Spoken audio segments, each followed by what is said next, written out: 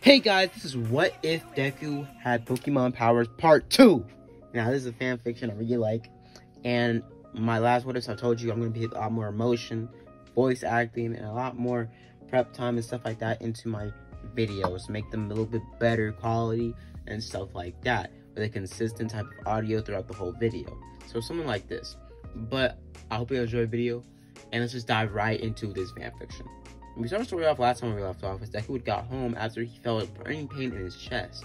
As he would have pulled off his hoodie, as you would have seen that it would have been marks or basically imprints or burning tattoos of different symbols of Pokemon types, as it would have been fire, water, silver, magic, and stuff like that. So it would have been very, well, confusing for Deku, as Deku later that night would have gone to sleep visiting, well, Ash. As Ash would have told him that it was a, well, different situation and that it was a critical point for him to understand his power.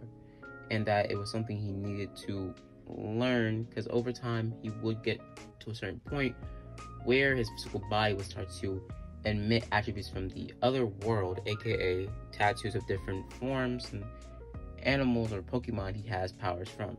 Deku being a little confused, as well, Ash would have said it doesn't really matter right now, but later on I'll explain it a little bit more into depth for you. Deku, sorry. Your names kind of mixed together. Deku being kind of confused, saying, how does Izuku Midoriya Deku and Bakugo Katsuki mixed together in one name? I'm very confused, Ash.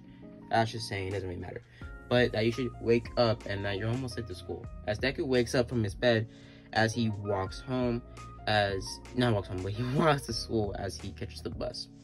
Deku walks into class one night. As he sees Aizawa isn't there, but the class just goes on. Eventually then being interrupted by All Might. As All Might would have told everybody that today Aizawa was out, but today we were going to be doing combat training.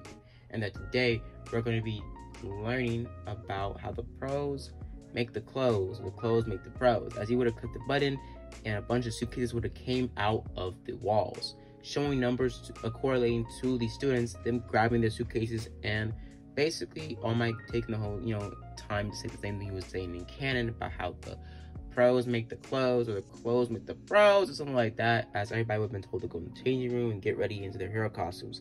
As Deku's hero costume would be a little bit similar to his exact original one in canon, his mom making it for him.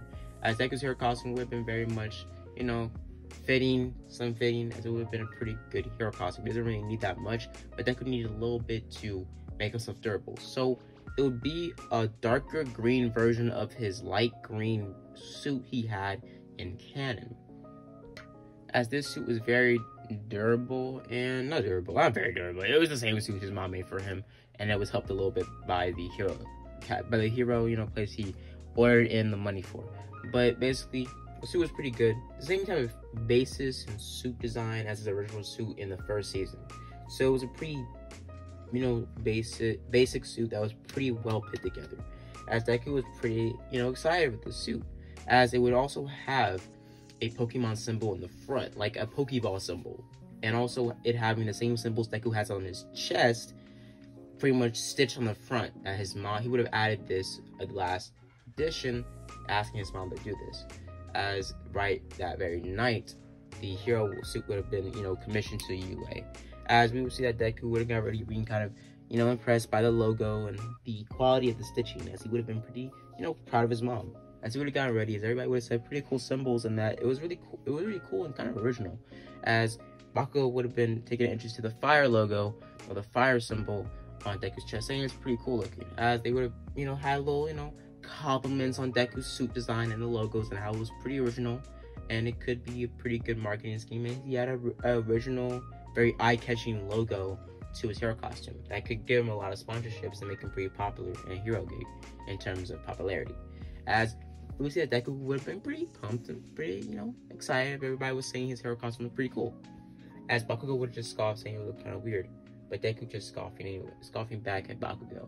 As pretty much we'd be told by All Might, everybody would be teamed up together and pit against heroes and villains, and being told everything about how the combat training worked, and pretty much capture tape taking somebody out, knocking somebody out, grabbing the bomb, stuff like that, and how the match worked.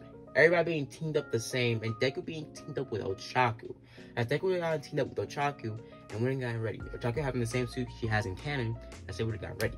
As they would have ran into, well, the room, not the room, but would have ran into the hallways. As they would eventually make up a plan on the way there, Deku telling Ochaku to stay together as we were going to come and basically double tag or double team Bakugo and Ida when we come across them. As he knows Bakugo, and he says Bakugo will probably be hard-headed and try to come after us himself during the beginning of the match. As they would have started to run up the stairs, eventually them coming across the same hallway Bakugo would have been. Bakugo seeing Deku and Ochaku getting ready and saying, "You ready, nerd?" As he would have ran towards Deku. Deku transforming into Lucario. As he would have transformed into Lucario, running and dodging towards Bakugo's explosions. As he eventually would have hit Bakugo with a 1, 2, 3, 5, 6, 7, 8, 9, 10, 11 piece with a biscuit on the side with a little bit of a McDonald's Sprite. You know what I mean? Like, bro was hitting him with combos after combo. I mean, bro was hitting him ferociously. With the most ferocity. I don't know how to say it. I think I'm saying it correctly. Correct me in the comments. But he was hitting him with melee after melee.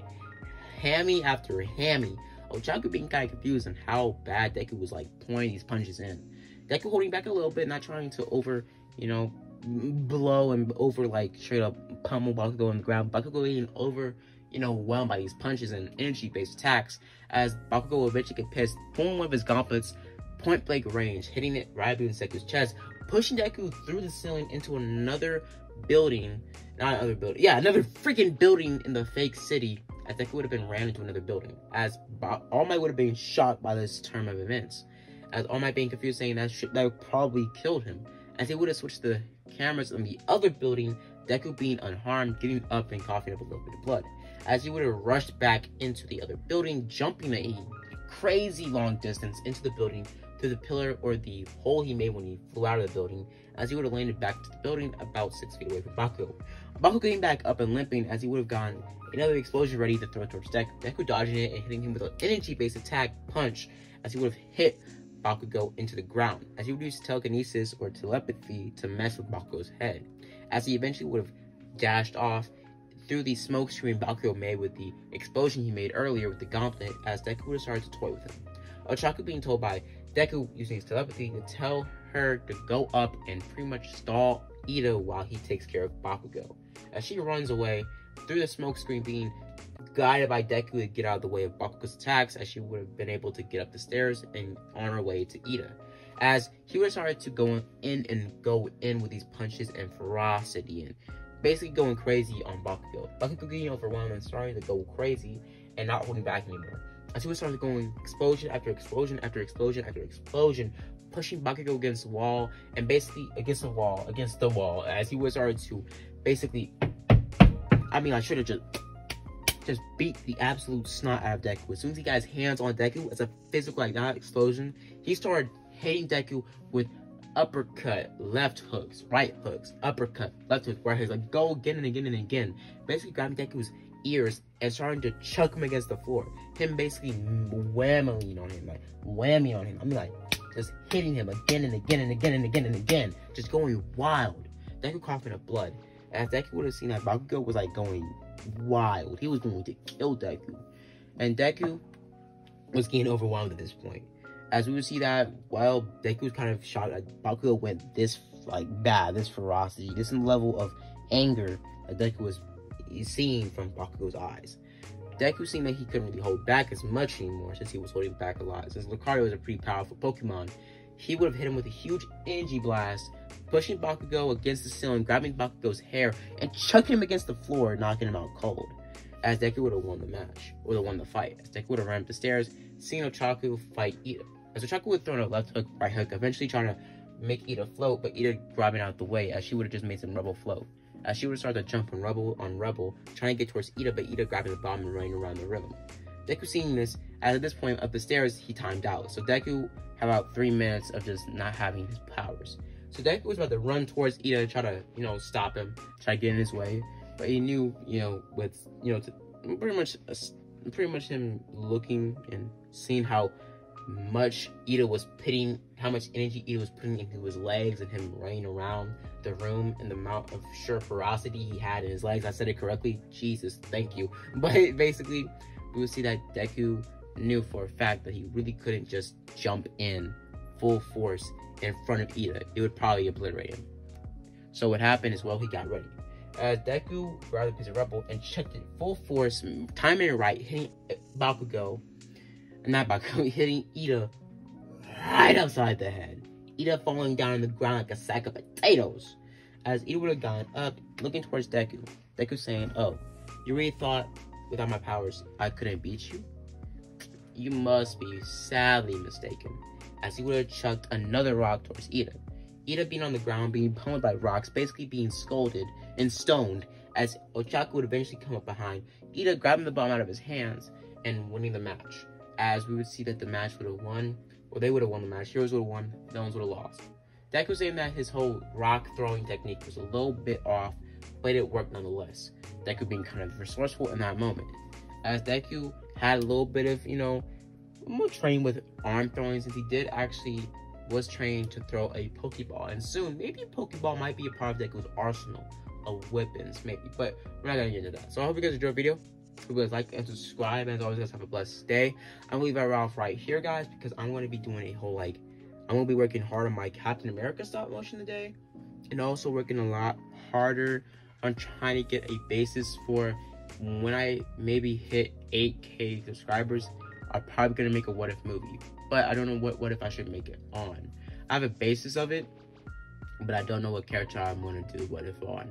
But yeah, I hope you guys enjoyed the video, and see you guys later. Deuces. Have a blessed day.